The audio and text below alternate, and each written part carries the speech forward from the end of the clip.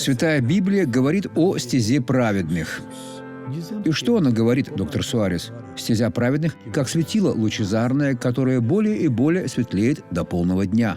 Если вы находитесь на молитвенном служении, которое провожу я или другой пастор, неважно в какой церкви, и вы начали исцеляться, брат мой, оставайтесь тверды и будьте уверены, что Бог творит, поскольку Бог ничего не делает наполовину.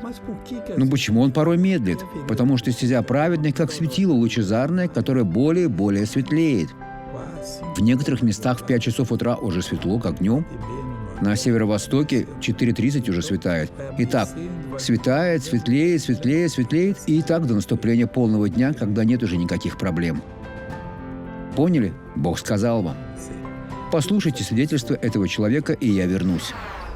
От чего вы страдали? У меня был инсульт. Инсульт. Как давно? 12 июля 2010 года.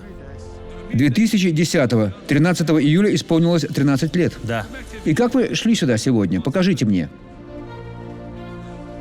Я был напряжен. И по-прежнему немного напряжен. Было больно. Нога не сгибалась.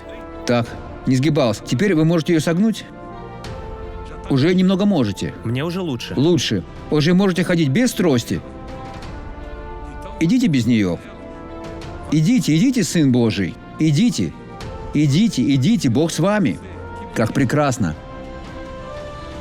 Слава Богу. Он ходит, друзья. Так все начинается. Теперь я хочу помолиться с вами. Помолимся. Отец, благодарю Тебя.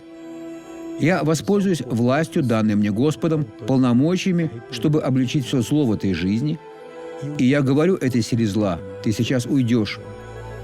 Я не прошу, я провозглашаю. Все зло убирайся прочь во имя Иисуса.